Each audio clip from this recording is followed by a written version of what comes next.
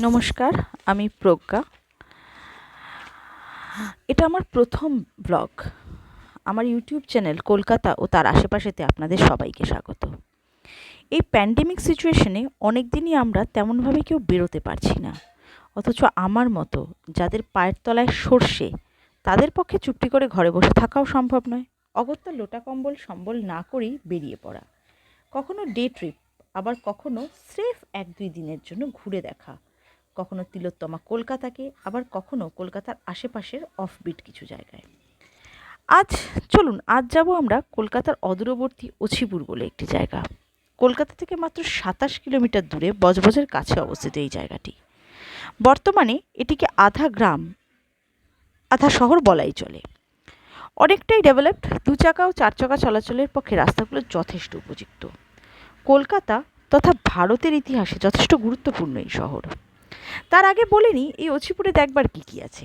এখানে আছে একটি চাইনিজ টেম্পল, একটি বারুদঘর, যদিও এখন এটি ধ্বংসপ্রাপ্ত, আর আছে অছিপুর গঙ্গার ঘাট। এবার আসা যাক অছিপুরের ইতিহাসে। তবে এই ইতিহাস জানতে হলে আমার সাথে আপনাদের পিছিয়ে যেতে হবে প্রায় ২৫০ বছর। আমরা সবাই জানি চীনারা কলকাতার অন্যতম আদিবাসিন্দা। কলকাতা হয়ে ওঠার আগের থেকেই একটি বৈচিত্র্যে ভরা পাঁচমিশালী শহর। ঠিক যেন বিবিধের মাঝে দেখো মিলন মহান। অনেকের ধারণা টম ফ্যাট নামক এক জনৈক ভদ্রলোক, চীনা ভদ্রলোক নাকি কলকাতার প্রথম চীনা অধিবাসী। কিন্তু ধারণাটা পুরোটা ঠিক নয়। টম ফ্যাটেরও পথপ্রদর্শক ছিলেন। কিন্তু তার আগে এই অভিযানের পটভূমিটা একটু বলে নিই। পলাশির পরে দেখতে দেখতে জমে ওঠে ইস্ট ইন্ডিয়া কোম্পানির সাথে চীনের ব্যবসা। বাংলা থেকে মূলধন মূলত সোনা ও রূপা পাচার শুরু হয় চীনে। এছাড়া আফিংও পাঠানো শুরু হয়। শোনা যায় আফিং যে জ্বালিয়েও উপভোগ করা যায় সেটা চীনারাই প্রথম শিখিয়েছিল। ১৮২৮ থেকে ২৯ সাল চীনে আফিং পাঠানো হয় মোট ১৩,১৬২ পেটি, এবং ১৮৫০ তার পরিমাণ প্রায় ৫০,০০০ পেটিতে। সুতরাং বোঝাই যাচ্ছে চীন থেকেই বাংলাতে নিয়মিত জাহাজের আনাগোনা হয়। সেই রকমই একটা জাহাজ থেকে একদিন টুক করে নেমে পড়লেন জনৈক টং আছু নামে এক ভদ্রলোক। তিনিই সম্ভবত কলকাতার আসা প্রথম চীনা নাগরিক। সেটা অষ্টাদশ শতকের শেষের দিক, ওয়ারেন হেস্টিংসের আমল। ভাসতে ভাসতে ভাগ্যান্বেষী আছু এসে নামলেন কলকাতাতে। না, ঠিক কলকাতা নয়, বজবজে। দেখে শুনে জায়গাটা পছন্দ হয়ে গেল। হেস্টিংস সাহেবের কাছে দরখাস্ত পেশ করলেন আছু, যাতে সাহেব ওই অঞ্চলের কিছু জমি তাকে দান করেন। সাহেবও দান করলেন ১-২ বিঘা নয়, একেবারে ৫৬০ বিঘা ফসলি জমি। হেস্টিংস সাহেব টং আছুকে জমিটি দান করলেও আদপে তা ছিল বর্ধমান রাজের জমি। হেস্টিংস সাহেব এর এই জমি দান করা দেখে বর্ধমান রাজ তো ছুটে এলেন, বললেন, সাহেব এই জমিটি আমার। সাহেব তাকেও নিরাশ করলেন না, বার্ষিক ৪৫ টাকা খাজনা ধার্য করলেন। আছু সানন্দে রাজি হয়ে গেলেন। তিনি নিজে বসবাস শুরু করলেন এবং তার খামার তৈরি করলেন। ঠিক বজবজ নয়, বরং তার থেকে ৬ মাইল দক্ষিণ পশ্চিমে তার খামার। সেখানে তিনি চাষবাস শুরু করলেন। সাথেই তিনি পাশে বসালেন চিনির কল। চিনির কল চালাতে লোক চাই, তাই তিনি দেশে ফিরে গিয়ে তারই মতো কিছু ভাগ্যান্বেষণ স্বদেশী ভাইদের নিয়ে ফিরে এলেন। দেখতে দেখতে কলকাতার অদূরেই গড়ে উঠল আরেক চীনা উপনিবেশ, প্রতিষ্ঠাতা আছুর নামেই, যার নাম আছিপুর। আজ আমরা চলেছি সেই আছিপুরেই।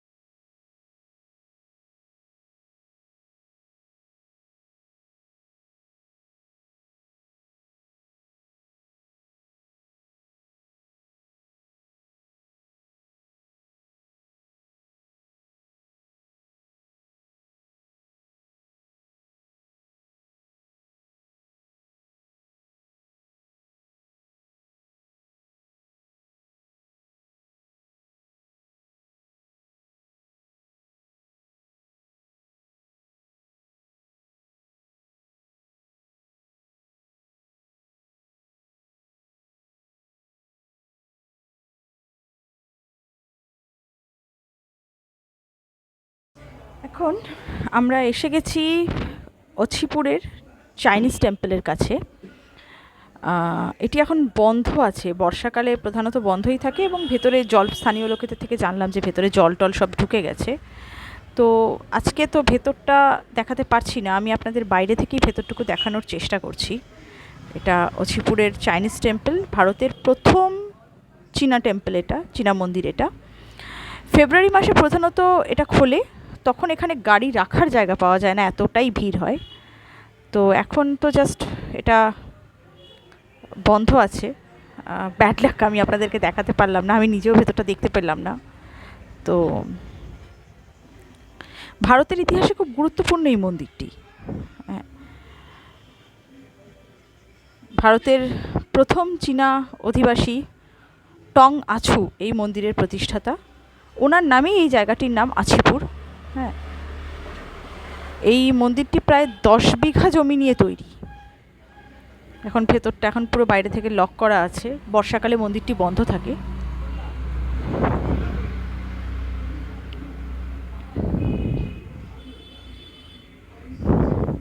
আপনারা দেখুন মন্দিরের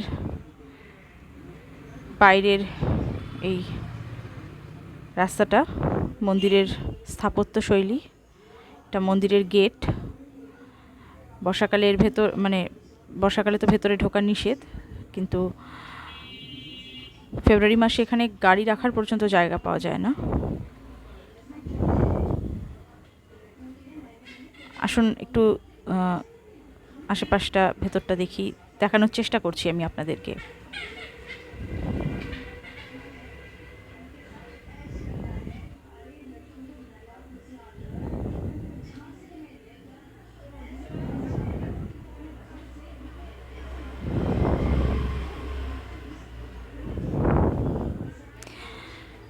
ভারতের প্রথম চাইনিজ টেম্পল এটা, সুতরাং ইতিহাসের গুরুত্ব অপরিসীম।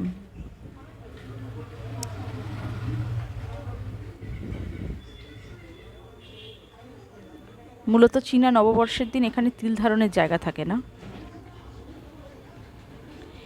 এবার চাইনিজ টেম্পলকে পিছনে ফেলে রেখে আমরা চলেছি বারুদঘর।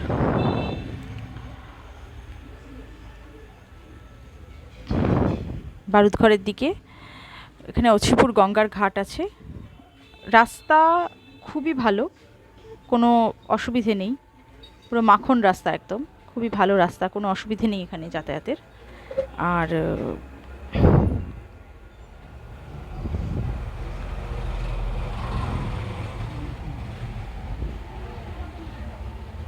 ধীরে ধীরে বারুদঘরের দিকেই চলেছি আমরা। রাস্তার দুপাশটা নিরিবিলি ফাঁকা জায়গা।